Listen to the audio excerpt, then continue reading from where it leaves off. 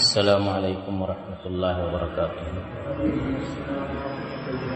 الحمد للہ نحمده ونستعینه ونستغفره ونعوذ باللہ من شرور انفسنا وسیئات اعمالنا، من يهده الله فلا مضل له ومن يضلله فلا هادي له، واشهد ان لا اله الا الله وحده لا شريك له، واشهد ان محمدا عبده ورسوله۔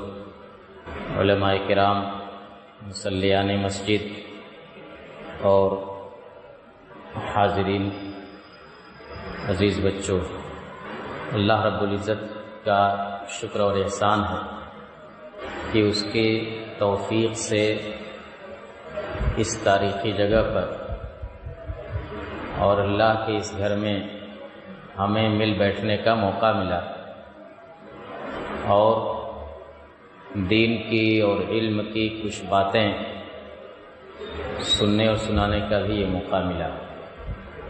اسلامی بھائیوں، اللہ رب العالمین نے اسلام کی شکل میں ہمیں جو دین دیا ہے، جو مذہب دیا ہے اور جو منہج دیا ہے، کتاب و سنت کی اتباع کی ہمیں جو توفیق دی ہے، اس پر ہمیں بار بار اس کا شکر ادا کرنا چاہیے۔ اسلام کی توفیق، پھر یہ کہ صراط مستقیم یعنی کتاب و سنت پر قائم رہنے کی توفیق۔ انسان کو جب کوئی خوشی حاصل ہوتی اور جب کوئی نعمت اس کو ملتی ہے تو یہ چاہتا ہے کہ میری اس خوشی میں، میری اس نعمت میں اور بھی لوگ شریک ہیں۔ اگر وہ اس کے اندر حسد نہیں ہے تو وہ یہی چاہے گا کہ مجھے جو نعمت حاصل ہوئی ہے اور بھی لوگوں کو حاصل ہو۔ وہ دوسروں کو بھی یہی چاہتا ہے کہ وہ بھی اس نعمت سے سرفراز ہوں، اس کے لیے کوشش کرتا ہے، ان کو بتلاتا ہے کہ یہ کام ایسے کرو تو یہ چیز حاصل ہو۔ کتاب و سنت کی جو روشنی ہمیں اللہ تعالیٰ نے دی ہے، اس نعمت کو دوسروں تک پہنچانے کے لیے اور اس ہدایت کو عام کرنے کے لیے ہر مسلمان کو کوشش کرنی چاہیے، جس سے جس قدر ہو سکے اللہ کی اس روشنی کو دوسروں تک پہنچانے کی کوشش کریں۔ اور اس کا ہم کو حکم بھی ہے، ہم دنیا میں اس لیے نہیں آئے ہیں کہ صرف کھائیں پئیں، اپنے بال بچوں کی فکر کریں، اور اللہ کی عبادت بھی کرنی ہے، بال بچوں کی بھی فکر کرنی ہے، لیکن ساتھ ہی ساتھ ہماری ذمہ داری دوسروں کے تعلق سے بھی۔ اللہ تعالیٰ نے فرمایا کہ کنتم خیر امۃ اخرجت للناس، تم خیر امت ہو، تمہیں اس لیے پیدا کیا، دوسروں کے واسطے پیدا کیا گیا، صرف اپنے واسطے نہیں۔ یہ نہیں کہ چلو ہم ہدایت یاب ہیں، ہم صراط مستقیم پر ہیں، یہی کافی ہے، نہیں، دوسروں کے واسطے اپنی ذات سے اوپر اٹھ کر کے ہمیں کام کرنے کے لیے کہا گیا ہے۔ جس انسان سے جتنا ہو سکے، اگر اس کے لیے علم حاصل کرنے کی ضرورت ہے، اور یقیناً ضرورت ہے، علم حاصل کر کے، نہیں تو جو لوگ اس میدان میں کام کر رہے ہیں ان کا ساتھ دے کر کے، جو علماء، جو دعات علم حاصل کرنے کے بعد اس میدان میں لگے ہوئے ہیں، ہم ان کا تعاون کریں، ان کے کام کو آسان بنانے کی کوشش کریں، ان کے ساتھ قدم سے قدم ملا کر کے چلیں، اتنا تو کر سکتے ہیں۔ اب یہ کہ کوئی بھی کام آدمی کرتا ہے، ظاہر بات ہے کہ ہر شخص کا مزاج یکساں نہیں ہوتا، ہر شخص کے سوچنے کا زاویہ یکساں نہیں ہوتا، ہم کسی اور ڈھنگ سے کسی چیز کو سوچتے ہیں، آپ کسی اور ڈھنگ سے اسی چیز کو سوچتے ہیں۔ ہم سمجھتے ہیں کہ یہ صحیح ہے اور کوئی دوسرا سمجھتا ہے کہ نہیں، اس سے زیادہ صحیح یہ ہے۔ مطلب صحیح دونوں کی بات رہتی ہے یا دونوں کا نقطہ نظر رہتا ہے، بس معاملہ یہ رہتا ہے کہ کون زیادہ صحیح ہے، کون زیادہ بہتر ہے۔ اس کو لے کر کے شیطان کبھی کبھی الجھا دیتا ہے لوگوں کو۔ شیطان کبھی نہیں چاہتا کہ دنیا میں خیر کا کوئی کام ہو۔ کیوں؟ اول دن اس نے قسم کھا رکھی ہے اللہ تعالیٰ کو مخاطب کر کے اس نے کہہ دیا تھا جب اس کو جنت سے نکالا گیا تو اس نے قسم کھا کر کے کہ فوربک، کہ اللہ تعالیٰ تیری قسم میں ان کو گمراہ کروں گا، میں ان کو گمراہ کروں گا، راہ راست سے ہٹاؤں گا. رب بما اغویتنی لأقعدن لهم صراطك المستقيم ثم لآتينهم من بين أيديهم ومن خلفهم وعن أيمانهم وعن شمائلهم ولا تجد أكثرهم شاكرين. کہ اللہ تعالیٰ تو نے مجھ کو راہ راست سے ہٹا دیا ہے تو میں یقیناً جو ہے تیرے بنائے ہوئے سیدھے راستے پر بیٹھوں گا، اور پھر ان انسانوں کے پاس سامنے سے آؤں گا، پیچھے سے آؤں گا، دائیں سے آؤں گا، بائیں سے آؤں گا، یعنی ہر چہار جانب سے ان پر حملہ آور ہوں گا. اور وہ حملہ تلوار لے کر کے نہیں کروں گا، صرف ان کو گمراہ کروں گا. وَلَا تَجِدُ أَكْثَرَهُمْ شَاكِرِينَ، اور تو ان میں سے اکثر کو شکر گزار نہیں پائے گا. شیطان اللہ تعالیٰ کو کہہ رہا ہے کہ تو اکثر انسانوں کو شکر گزار نہیں پائے گا. شکر گزار کا مطلب یہ ہوا کہ اکثر لوگ تیرے راستے پر چلیں گے نہیں. میں اپنی جان توڑ کوشش کروں گا کہ لوگ تیری عبادت نہ کریں، لوگ تیرے شکر گزار نہ ہوں، لوگ تیرے قرآن کو نہ مانیں، لوگ تیرے نبی کی حدیث کو نہ مانیں، لوگ بت پرستی کریں. تو یہ قسم کھا رکھی ہے. تو اب وہ جہاں بھی موقع پاتا بھائی کو بھائی سے لڑاتا ہے، دوست کو دوست سے الگ کراتا ہے، اور پڑوسی کو پڑوسی سے، عالم کو عالم سے، داعی کو داعی سے، چھوٹے کو بڑے سے، یہاں تک کہ میاں کو بیوی سے، بیوی کو میاں سے. اور حدیث میں کہا گیا کہ سب سے محبوب کام اس کا یہی ہے کہ میاں بیوی کو جدا کرا دے. تو جو لوگ دین کے راستے میں ہوتے ہیں، یعنی دین پسند ہوتے ہیں، نماز پڑھتے ہیں، روزہ رکھتے ہیں، اور ہر اچھے کام میں، ہر خیر کے کام میں بڑھ چڑھ کر کے حصہ لیتے ہیں، وہ شیطان کے لیے بڑی پریشانی کا سبب ہوتے ہیں. شیطان سوچتا ہے کہ ان کے ذریعے تو لوگ خیر کے کام کی طرف آ رہے ہیں، اور میں تو اس لیے ہوں کہ لوگوں کو شر کے کام کی طرف لے آؤ، انہی کو ایسا کر دو کہ ان کا پاور ختم ہو جائے، انہی کو آپس میں لڑا دو، چھوٹے کو بڑے سے بدگمان کر دو، بڑے کو چھوٹے سے لڑا دو، اور عالم کو غیر عالم سے الگ کر دو. تو ہمیں متنبہ رہنا ہوگا کہ کہیں ہم شیطان کی سازش کا شکار تو نہیں ہو رہے. چھوٹے کا فرض یہ ہے کہ بڑے کا احترام کرے، بڑے کا حق یہ ہے کہ چھوٹے پر شفقت کرے.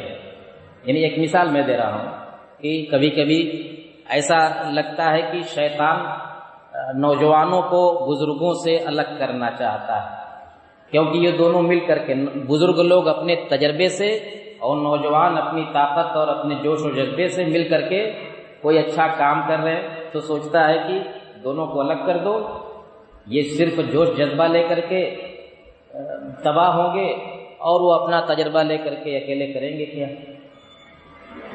تو اللہ کے رسول صلی اللہ علیہ وسلم نے فرمایا کہ لیس منا من لم یرحم صغیرنا ولم یوقر کبیرنا، کہ وہ شخص ہم میں سے نہیں جو اپنے چھوٹوں پر شفقت نہ کرے، رحم نہ کرے، اور بڑوں کا احترام نہ کرے. جو شخص اپنے چھوٹوں پر شفقت نہ کرے اور بڑوں کا احترام نہ کرے، وہ ہمارے طریقے پر نہیں، وہ محمد الرسول اللہ صلی اللہ علیہ وسلم کے راستے پر نہیں. بظاہر یہ کوئی بڑی چیز نہیں نظر آتی کہ کیا مطلب یہ کہ کسی بڑے کے ساتھ گستاخی ہی تو کر رہا ہے، یا بڑا چھوٹے کے ساتھ تھوڑا بے مروتی ہی تو کر رہا ہے. لیکن کچھ تو ہے وجہ جس کی وجہ سے اللہ کے رسول صلی اللہ علیہ وسلم نے کہا کہ وہ شخص ہمارے راستے پر نہیں چل رہا ہے، سنت نبوی پر وہ نہیں قائم ہے، دین پر وہ نہیں قائم ہے. اسی طرح ایک دوسری حدیث میں اللہ کے رسول صلی اللہ علیہ وسلم فرماتے ہیں کہ ان من اجلال اللہ اکرام بالشیبۃ المسلم، یہ اللہ کی تعظیم ہی کا ایک حصہ ہے کہ بزرگ مسلمان کی بھی تعظیم کی جائے. بزرگ کا مطلب ہے کہ عمر میں بڑا ہو، مرتبے میں بڑا ہو، تو اگر ہم کسی بڑے کی تعظیم کرتے ہیں، اس کا احترام کرتے ہیں، تو سمجھے کہ یہ اللہ کے احترام کا اور اللہ کی تعظیم ہی کا ایک حصہ ہے۔ آتِ کل ذی حق حقہ، ہر حق والے کو اس کا حق دو۔ بڑے کا حق یہ ہے کہ ہم اس کی تعظیم کریں، چھوٹے کا حق یہ ہے یعنی بڑا چھوٹے کے تعلق سے کہ اس پر شفقت کرے۔ صحابہ کرام اس کا بڑا خیال رکھتے تھے، اس چیز کا بڑا خیال رکھتے تھے کہ چھوٹا بڑے کا احترام کرے، بڑا چھوٹے کی شفقت کرے، اس پر شفقت کرے، اس کا بڑا خیال رکھتے تھے۔ حضرت عبداللہ بن عمر رضی اللہ تعالیٰ عنہ کہتے کہ ایک مرتبہ اللہ کے رسول صلی اللہ علیہ وسلم نے اپنی مجلس میں، صحابہ کرام کی مجلس تھی، ایک سوال کیا۔ سوال میں نہ جا کر کے صرف اس کا جو ماحصل ہے وہ بتاؤں گا۔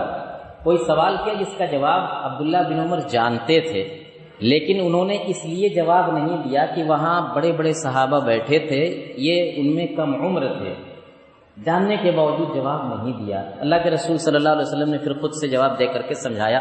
بعد میں جب گھر آئے تو اپنے ابا سے کہا کہ اے ابا جان، اللہ کے رسول صلی اللہ علیہ وسلم نے جو سوال کیا تھا تو میں اس کا جواب جانتا تھا، لیکن میں اس لیے نہیں بولا کہ دیکھا کہ بڑے لوگ سب خاموش ہیں تو میں کیا اس میں بولوں۔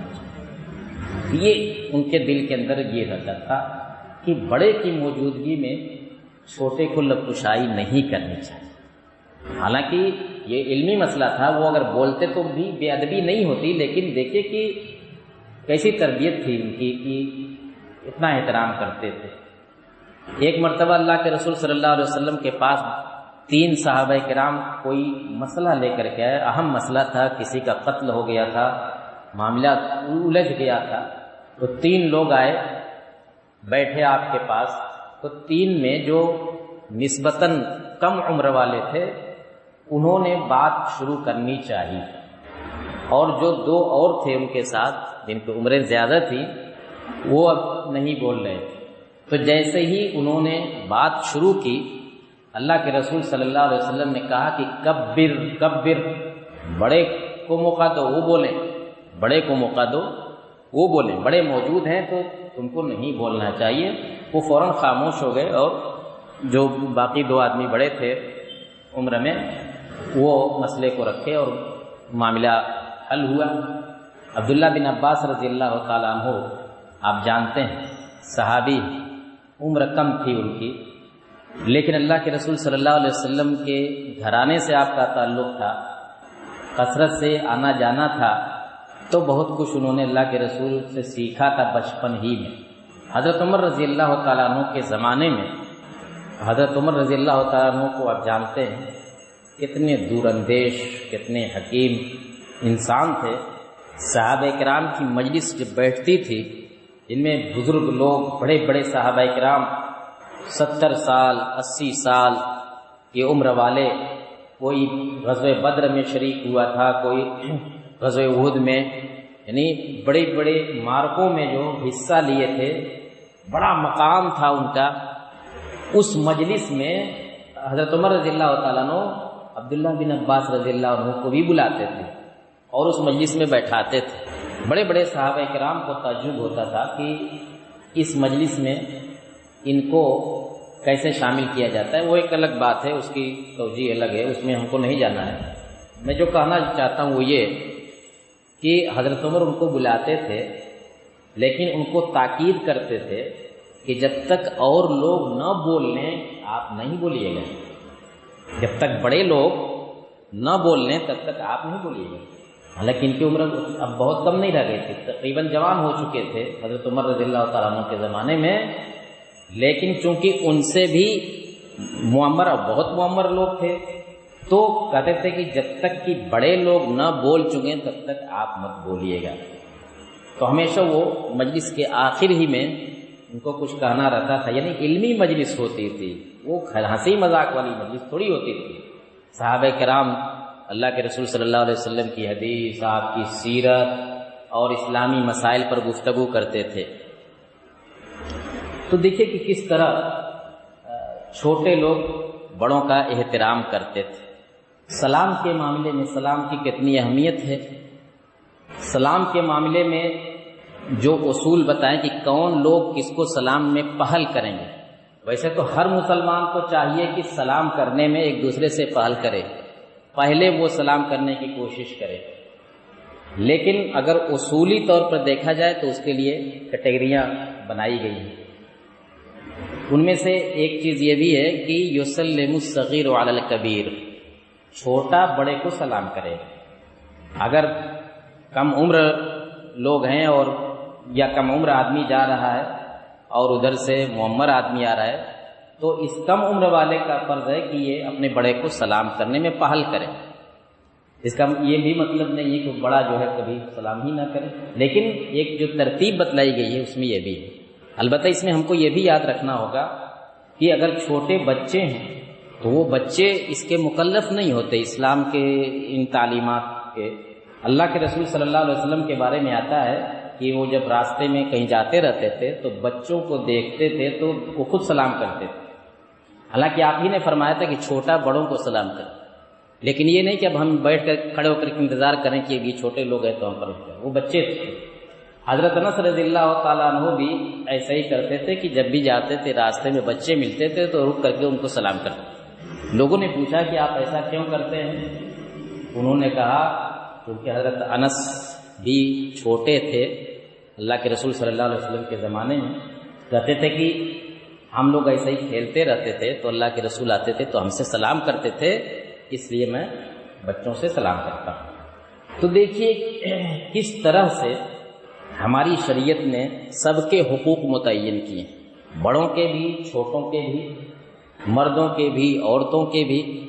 تو ہم جہاں اسلام کی ایک ایک تعلیم کو کھوج کر کے اس پر عمل کرنے کی کوشش کرتے ہیں تو انہی تعلیمات میں سے ایک تعلیم یہ بھی ہے کہ اگر ہم بڑے ہیں عمر میں، مرتبے میں، تو ہم اپنے چھوٹوں پر شفقت کریں.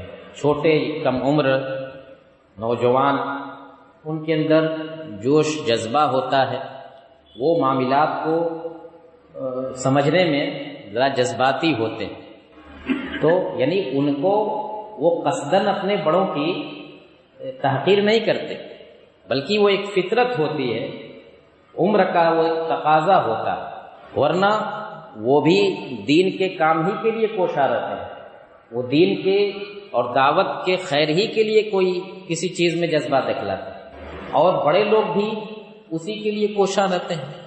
تو ایسا نہیں کہ وہ کسی بالکل اپوزٹ راستے پر جا رہے ہوتے ہیں. ان کا بھی مقصد وہی، بزرگوں کا بھی مقصد وہی.